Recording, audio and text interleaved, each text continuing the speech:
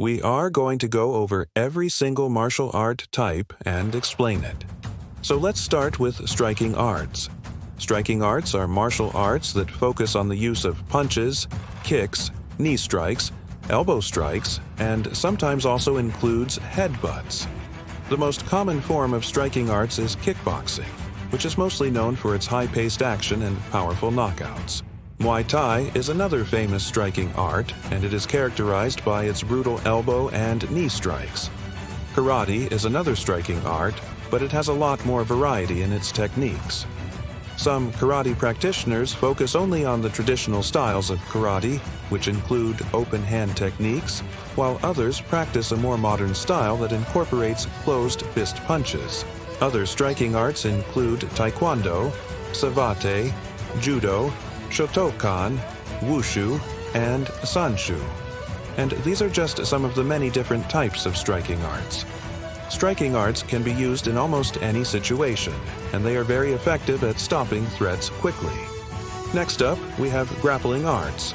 Grappling arts are martial arts that focus on the use of takedowns, throws, joint locks, and submissions. This category includes judo, which focuses on throws and submission holds. Brazilian Jiu-Jitsu focuses on both throws and submissions, but it has a heavier emphasis on the latter.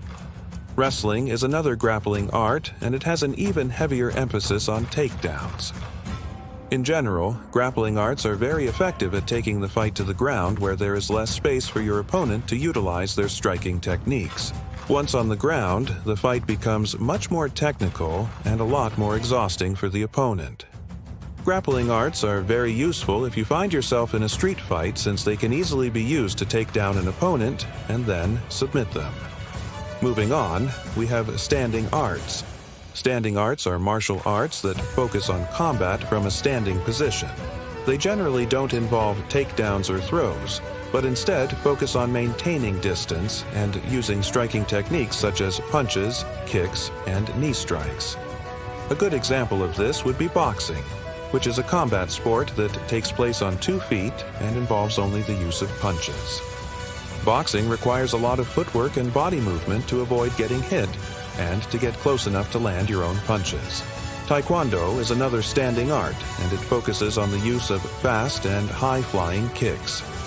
This style of fighting is very flashy and exciting to watch, but it does require a lot of flexibility and athleticism. Other examples of standing arts include Shotokan, Wushu, Wing Chun, and Bagua Zheng. These arts can be used in almost any situation, and they are very effective at keeping your opponent at a safe distance while still being able to strike them. Then we have the hybrid arts. Hybrid arts are martial arts that combine elements of striking and grappling. This category includes MMA or mixed martial arts, which is a combat sport that allows for a wide variety of techniques from both striking and grappling arts.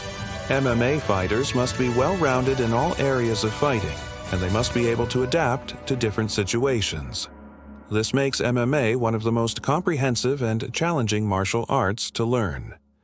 Other hybrid arts include Jeet Kune Do, which was Bruce Lee's style of fighting. Jeet Kune Do was designed to be a hybrid art that combined elements of different styles of fighting. It emphasizes practicality and effectiveness, and it is highly adaptable.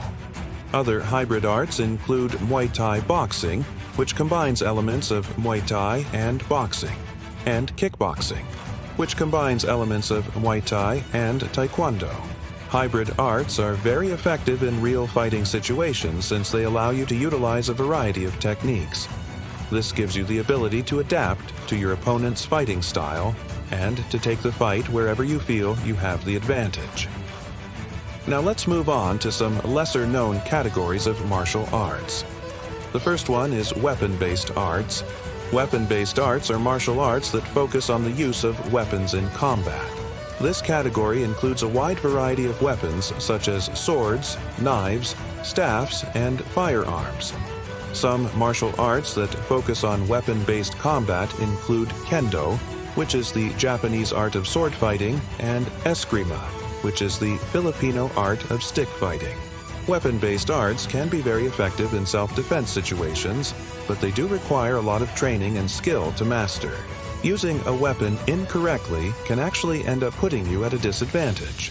For example, if you try to use a knife to defend yourself but you don't know how to use it properly, you could end up stabbing yourself or giving your attacker an opportunity to disarm you. That's why it's important to learn weapon-based arts from qualified instructors who can teach you how to use weapons safely and effectively.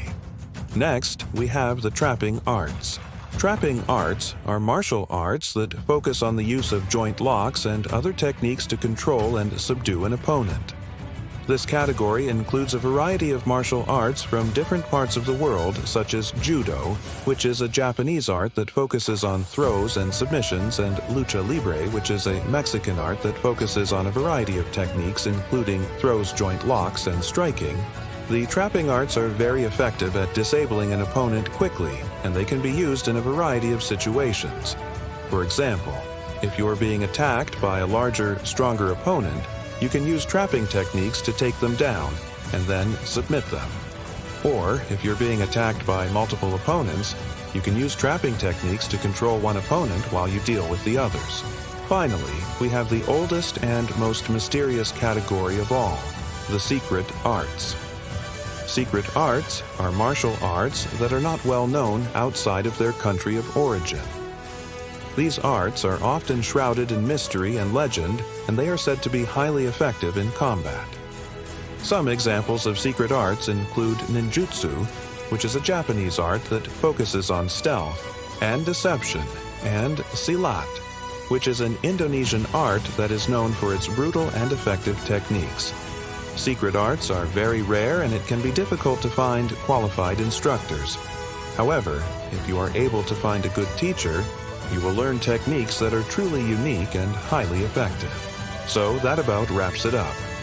Remember, no matter what martial art you choose to learn, the most important thing is that you train consistently and work hard.